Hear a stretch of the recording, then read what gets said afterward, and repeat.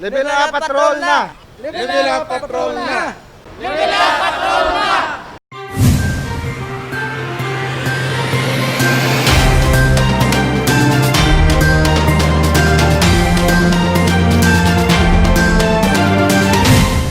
Compliance team sang syudad sang Iloilo padayon ng paglibot agod i-monitor ang ginapatuman nga mga health protocol. Hindi pag-obserba sang physical distancing kag hindi husto nga paggamit sang face mask ang duha sa mga masami ginalapas. Kumpleto sa panaming kontra COVID-19 ang 56 anyos nga si Manong Jomar. May face mask na, may face shield pa. Inisa kada magpadulong siya sa pampubliko nga mga lugar.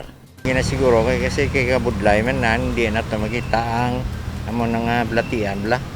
Apang hindi tanan nagasunod sa mga health protocol.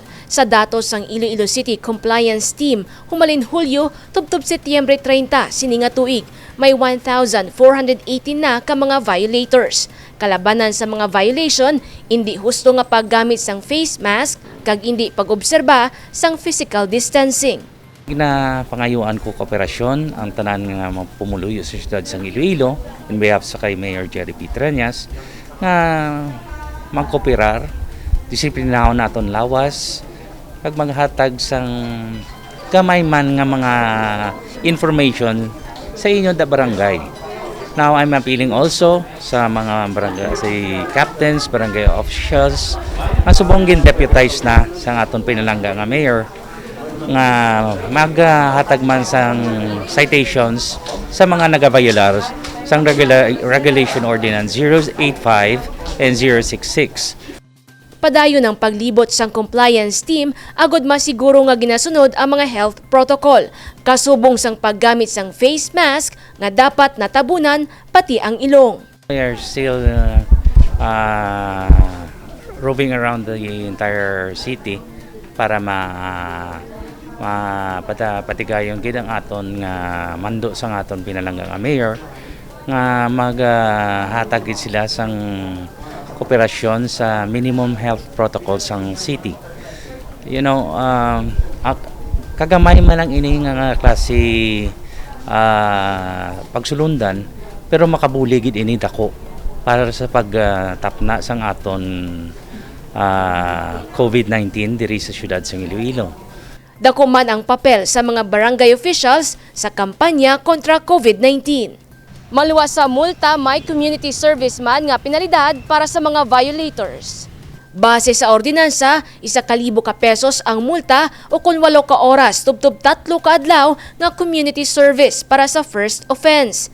2,000 pesos nga multa o kung 8 ka oras, tubtob 5 ka adlaw nga community service para sa second offense. Kag 5,000 pesos o kung 8 ka oras, tubtob 1 ka simana nga community service para naman sa third offense. Jennifer Garcia Hernandez para sa Level Up Patrol.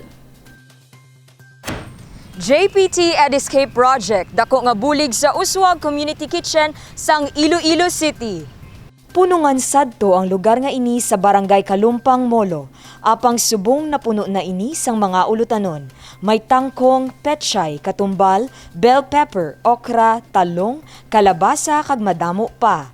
Duha ka bulan na ang nakaligad sang ginpangtanom ang mga ulutanon kag subong nakita na ang bunga sang ila ginpangabudlayan. Kapin 4.5 ka kilo sang tangkong kag 4.5 ka kilo sang pechay ang ila na naani. Mismo ang mga volunteer kasubong sang barangay health workers, BSPO, BHW, tanod kag iban pa ang nagbululigay. Una-una, Jen, nakabulig ini kay stress reliever, ini sa aton nga mga health worker. Kaya aton nga mga health workers, amo ni ang mga members ang BHERTS naton. At the same time, sila amo ning ilang pampadula sa kakapoy, kag mga kung ano pa da nga mga depression sa ilang life because of the pandemic. At the same time, data makitaan ang collective efforts ang aton nga mga volunteers because nagtingugid sila agud ma-plaster ning aton gulayan sa barangay. At the same time, nag-effort man sila kay ang mga recyclable nga mga bottle, mineral water, ginagamit nila as talamnan man sa kilid agud magdugang sang produce namon nga mga vegetable. Bangod bastante sa ulutanon, suportado ang supply sang lulutuon sa Uswag Community Kitchen sang barangay. Kag ang sobra nga supply, ila ginabaligya. Overwhelming ini nga activity kay sa chimpo sang pandemic kinanglan naton sang food security kag ining gulayan sa barangay isa sa mga alternatibo nga project kag alternatibo nga pagakuhaan nato sa pagkaon kay magadugang sa aton nga supply sa pagkaon sa aton nga komunidad. Gani luyag sang barangay, padayunon ang proyekto. Ako bilang punong barangay natandugid ang aton nga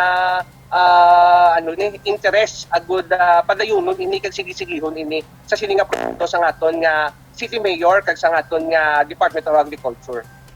Magluwas sa Kalumpang, bastante man ang mga tanom nga utan sa communal garden sang iban pa nga mga barangay kasubong sang Suok Arevalo kag Dungon B sa Haro. Maluwas sa food security, nagapati ang mga opisyal sa barangay nga dako ang mabulig sini agud mabuhi ang turismo. Dane Raffles para sa Level Up Patrol.